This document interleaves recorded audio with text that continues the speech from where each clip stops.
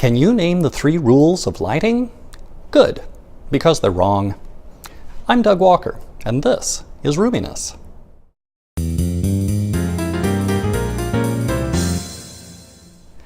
Today we're going to talk about the generally accepted lighting rules and why they're highly misleading.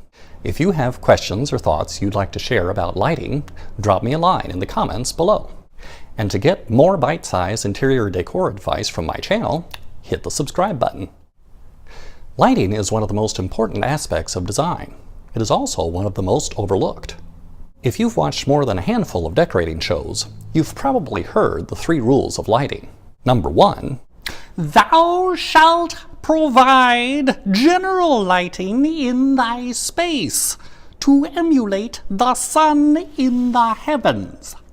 Number 2, thou shalt provide accent lighting in thy space to accentuate thine accents.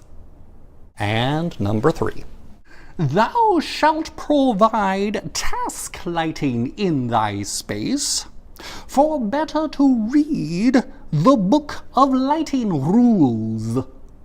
These rules are trotted out in any discussion of lighting as the standard by which decorators and homeowners are to operate.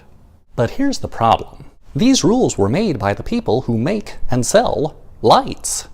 You're not designing a department store, you're designing your home. The accepted lighting rules can be appropriately applied to your kitchen and possibly your bathroom. But in the rest of the home, they can create problem situations. Let's look at general lighting. Stark lighting from a central ceiling fixture shines light directly onto the walls and into the corners of your room, creating a sense of confinement rather than a sense of space. Comparing the quality of light of ceiling fixtures to actual sunlight during the day, you can easily see they are in no way the same. If you have central ceiling fixtures and like to use them, I would recommend putting them on dimmers. That applies to track lights and to chandeliers too.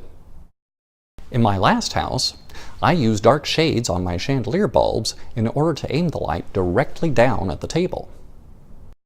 I used much dimmer uplights in the corners to gently illuminate the space. Washing walls with low lighting from sconces, uplights, or torchères creates an entirely different effect than blasting them with bright lights from a ceiling fixture. That brings us to accent lights. Should you have accent lights? Most of us don't have art or accessories that are so important or special that they need to be highlighted. More likely, an accent light will be an uplight behind a plant, or a small lamp placed inside a bookcase or on a side table. If you happen to have sconce lights in your home, these make great accent lights if you keep the bulb lumens low. We'll talk about bulbs and lumens in the next episode. By having accent lights, you have multiple sources of light in your space. Lower lights that are spread throughout a room create depth and help create a sense of space. So how about task lighting? Task lighting is more straightforward than general or accent lighting. You put light on your counters to see while you're cooking. You have a desk lamp so you can see your office papers.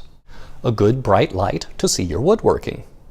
If task lighting is part of your overall lighting scheme, you may want to consider dimmable task lights. For instance, it's helpful if your game table light can be dimmed while you're watching TV instead of playing games. Here are some general guidelines for lighting if you want to create a comfortable sense of space. Have table or floor lamps approximately 4 to 5 feet off the floor with light-colored translucent shades. These can provide appropriate general lighting and task lighting for most spaces. Unless you're going to paint murals on your floor at midnight, you typically do not need daylight conditions in your room. Wait, what? If you have a lamp that's particularly attractive, you just created an accent with your lamp as well. Try to have at least 3 table or floor lamps in your room. This helps with general lighting and eliminates most stark shadows. Arrange your furniture and tables to pull your lamps into the center of the room. Try to have them at your conversation circle. We'll talk about some tricks to get your power cords where they need to be in later episodes. In general, more lights with lower lumen bulbs will create a more attractive effect than fewer lights with higher lumen bulbs. Again, lower light from multiple sources creates more of a sense of space. You can see this trick in almost any swanky restaurant or bar. The goal in lighting any space is to match the level of lighting to the activity going on at the time in the space. You achieve this through multiple lights, triangulated lights, accent lights, and dimmable lights. Wasn't he just complaining about lighting manufacturers? Who's paying for this? We'll have more episodes to talk about these ideas further. Next week, we'll talk about 21st century light bulbs. If you'd like to hear more, hit the subscribe button. And as always, if you have questions or thoughts, leave them in the comments below. You can get on my email list at RoominessTV.com. Thanks for watching.